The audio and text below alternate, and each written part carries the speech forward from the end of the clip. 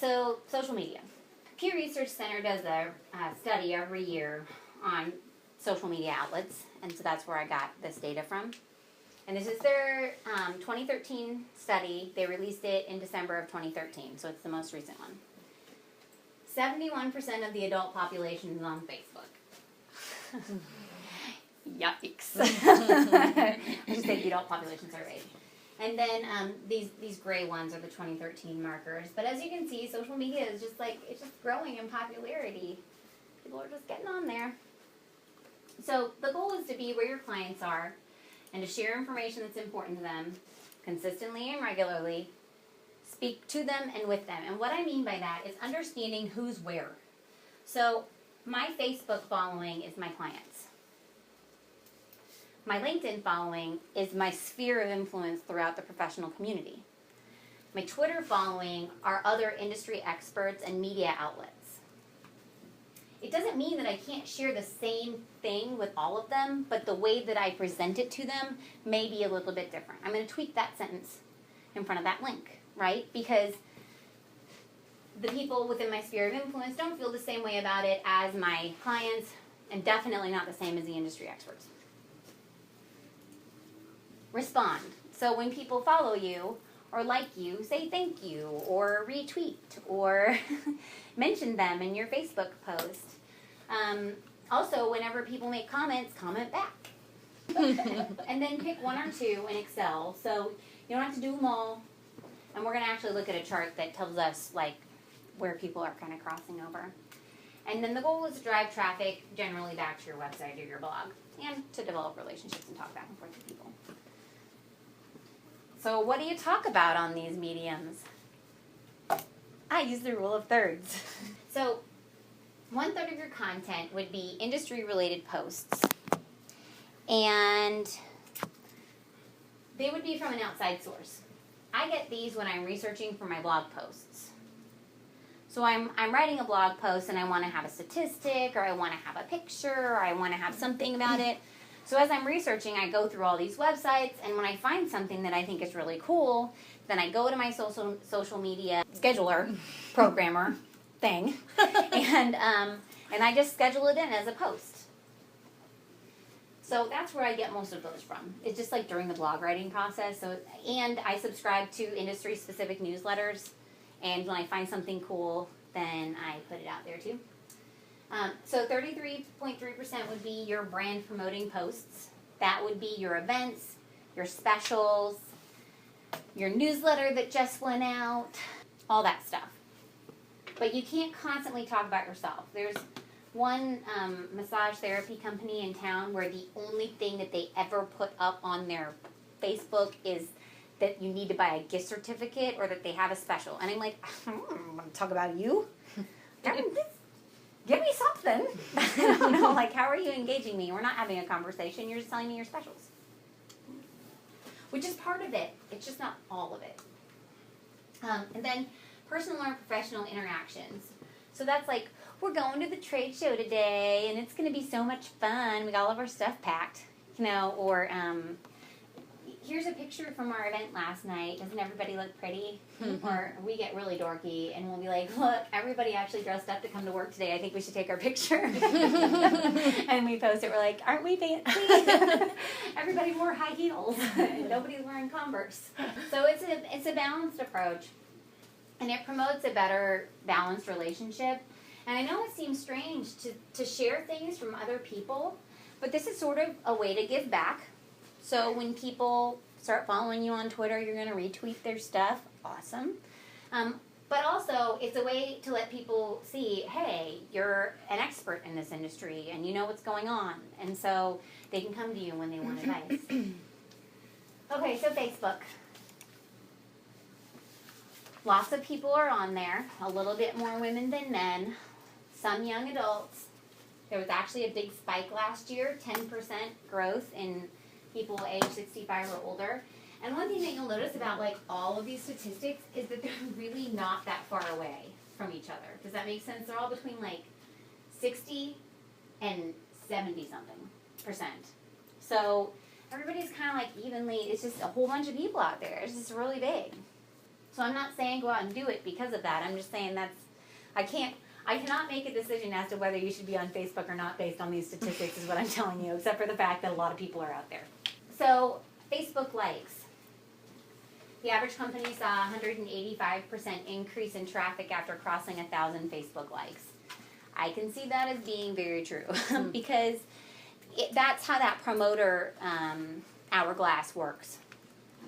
The more people you have to push your message out to, the more likely they are to share it, the more people you have to share it with. So Pinterest is growing. It's up 6%. Lots of women. You can definitely see variance in these demographics now. Like, women like Pinterest. There's not a lot of older people there. Most of them are between 18 and 29. They're sort of like the do-it-yourselfer range, but if that's the genre that you're going for, then they're great people to go after. More affluent people, so like the 30,000 to 75,000 household income plus.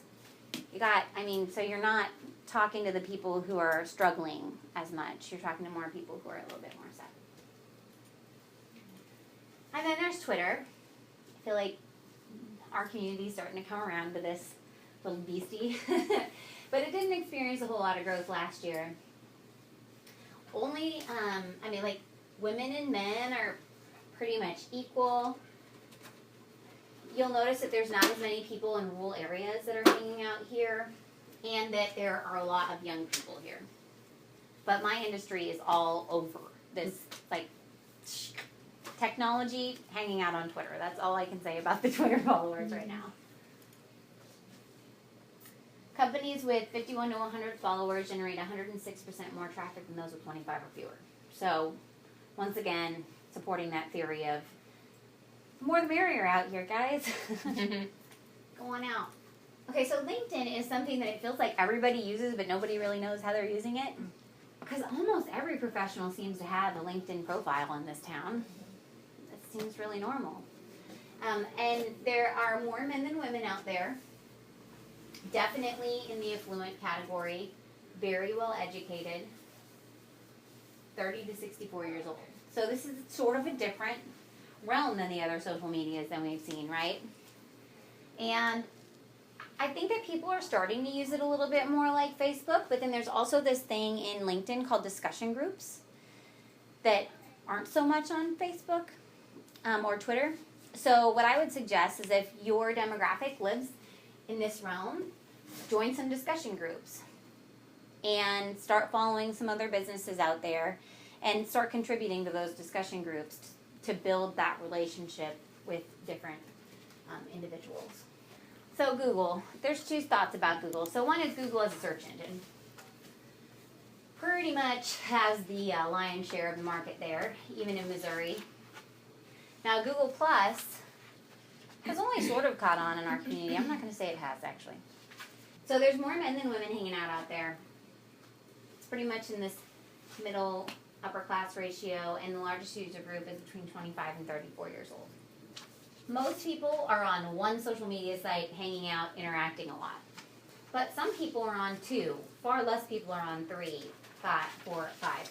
So I think that this even further supports the thought of posting your message, even the exact same message, on multiple mediums. Because the odds of them doing all of them means you're talking to a different segment in each social media that you pick. And then I thought this was a really interesting chart. So percentage of users of each particular site who use another particular site. So the only ones that were really surprising and stuck out to me were Instagram and Twitter users, which they're about the same age. They're all, that younger demographic. Obviously, pretty much Facebook has everybody. But then when you see the rest of the numbers are really quite, percentage of Facebook users who use Twitter, 22%.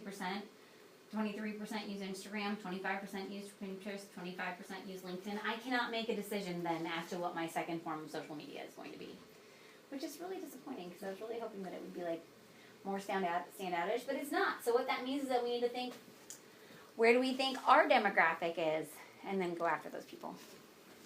I suggest that people post at least every other day to their social media. Optimally, you would be posting 2 times or more a day. But quality is always better than quantity. The challenge with the social medias is that they all are time bound. They're all tied to time. So if you're only posting once every other day, you could miss a whole bunch of people every time. So if you can manage to post 2 times a day at different times a day, then you have a much, much higher likelihood of catching people. But if you're posting junk, then nobody's going to look at what you're doing anyway, so then it doesn't matter. And you can actually repost about the same topic. So if you've got a blog post, don't be bashful. You can post about it 2 days. You can post about it in all of the different mediums that you're using. So doesn't mean you're going to say the exact same thing. But you might retool it.